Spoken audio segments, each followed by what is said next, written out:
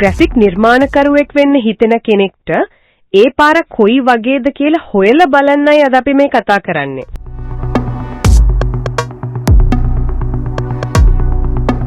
ඔව් අපිට ලැබුණු මූලාශ්‍රයකුත් තියෙනවා මේ ගැන ගැඹුරින් බලන්න.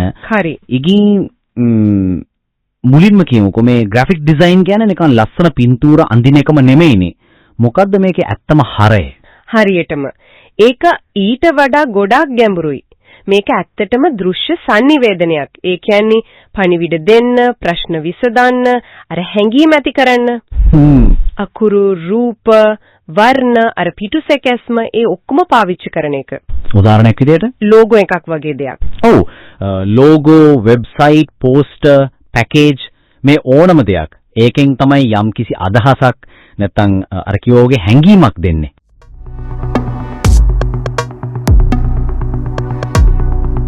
එතකොට මේ දෘශ්‍ය භාෂාව පාවිච්චි කරන්න නම් මොනවද ඕන කරන කුසලතා? මූලධර්ම තියෙනව නේද? බැලන්ස්, කන්ට්‍රාස්ට් වගේ ඒවා. අනිවාර්යෙන්ම මේ ඩිසයින් ප්‍රින්සිපල්ස් ටික දැනගෙන ඉන්න එක අත්‍යවශ්‍යයි. බැලන්ස් ඒ කියන්නේ සමබරතාවය, අර කන්ට්‍රාස්ට් ඒ කියන්නේ විභේදනය, එම්ෆසිස් ඒ කියන්නේ යම් දෙයකට දෙන වැදගත්කම, ප්‍රොක්සිමිටි මේවා ඔක්කොම. හරි. හැබැයි ඒවා දැනගෙන ඉන්න එක විතරක් නෙමෙයි වැදගත්. ඒවා පාවිච්චි කරන්නේ කොහොමද කියන එක. අන්න ඒකයි. ටයිපෝග්‍රැෆි ඒ කියන්නේ අකුරු යොදන විදිය ගැනත් මූලාශ්‍රය කියනවා නේද? ඒකත් හරිම වැදගත්ලු. ඕ අකුරු කියන්නේ නිකන් කියවන්න තියෙන දෙයක් විතරක් නෙමෙයි. ඒකෙන් ලොකු දෘශ්‍ය බලපෑමක්, හැඟීමක් දෙන්න පුළුවන්.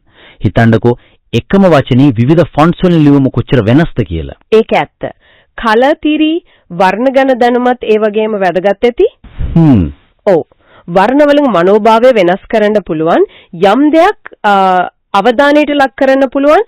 පරිශීලකයෙක්ව යම් ක්‍රියාවකට පොළඹවන්නත් වර්ණ පාවිච්චි කරනවා. software පතට આવුත් Adobe Creative Suite එක තමයි ගොඩක් අය කතා කරන්නේ නේද? Photoshop, Illustrator, InDesign. ඔව් ඒක තමයි ඉන්ඩස්ට්‍රි ස්ටෑන්ඩඩ් එක. ඒ ටික නම් අනිවාර්යයෙන්ම ප්‍රගුණ කරන්න වෙනවා.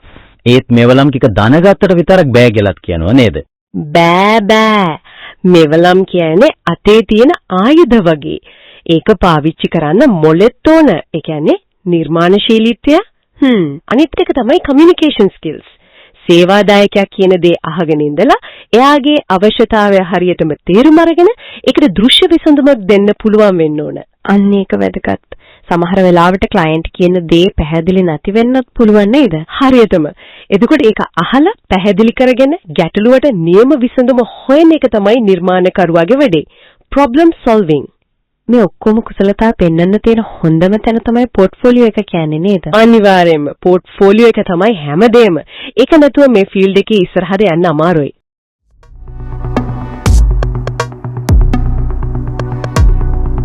එතකොට මේ කුසලතා ලබා ගන්න පෝර්ට්ෆෝලියෝ එක හදා ගන්න මොනවද තියෙන මාර්ග? ෆෝමල් එජුකේෂන් එක කියන්නේ ඩිග්‍රී එකක් වගේ? ඔව්. උපාධියකින් හොඳ පදනමක්, න්‍යායාත්මක දැනුමක් ලැබෙනවා.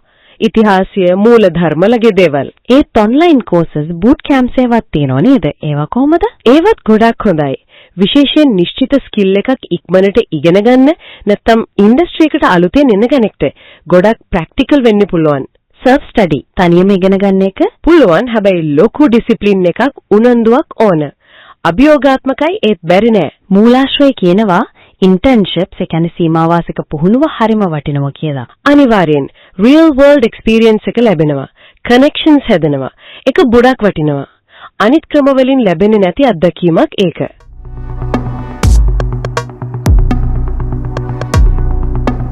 හරි. අපි ආයෙත් පෝර්ට්ෆෝලියෝ එකට යමු.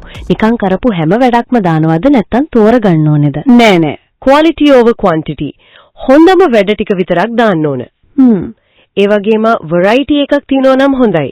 ඒ කියන්නේ logo විතරක් නෙමෙයි, web design, print design වගේ විවිධ දේවල් කරලා තියෙනවා කියලා පෙන්වන්න පුළුවන් නම් ඒක ලොකු දෙයක්. තව වැදගත් දෙයක් කියනවා අර design process එක ගැන කියන එක නේද? නිකම් අන්තිම result එක විතරක් දාන්නේ නැතුව.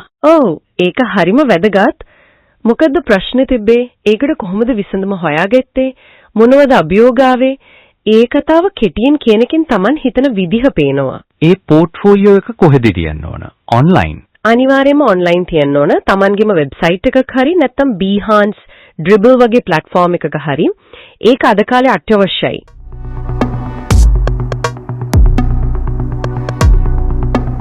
හරි. පෝර්ට්ෆෝලියෝ එකක් තියෙනවා, ස්කිල්ස් තියෙනවා, ජොබ් එකක් හොයාගන්නේ කොහොමද? ෆ්‍රීලැන්සින් හොඳයිද?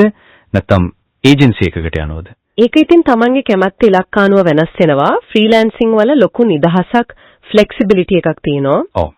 ඒජන්සි එකකදී ටීම් එකක් එක්ක වැඩ කරන්න, විවිධ ක්ලයන්ට්ලා එක්ක වැඩ කරන්න ලැබෙනවා. ඉන්-හවුස් කියලා තියෙනව නේද? ඒ කියන්නේ එක කම්පැනි එකක විතරක් වැඩ කරන එක.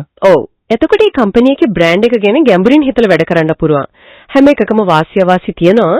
ඒත් මේ කොයි දෙයකටත් වඩා නෙට්වර්කින්, ඒ කියන්නේ සම්බන්ධතා ගොඩනගා ගන්න එක ගොඩක් වැදගත් කියලා කියනවා. අතිශයින්ම වැදගත්. කොච්චර දක්ෂ වුණත්, පෝර්ට්ෆෝලියෝ එක කොච්චර හොඳ වුණත් මිනිස්සු දැන හඳුනගන්නේ නැත්නම් අවස්ථා ලැබෙන එක අඩුයි. ඉවෙන්ට්ස් වලට යන එක, ඔන්ලයින් සම්බන්ධතා පවත්වාගෙන යන එක වගේ දේවල් නේද? ඔව්.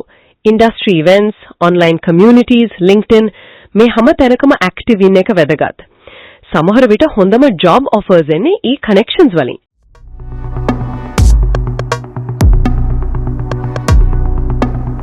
එහෙනම් සාරාංශයක් විදිහට ගත්තොත් ග්‍රැෆික් ඩිසයිනර් කෙනෙක් වෙන්න එක කියන්නේ ඒක රැයකින් කරන්න පුළුවන් දෙයක් නෙවෙයි.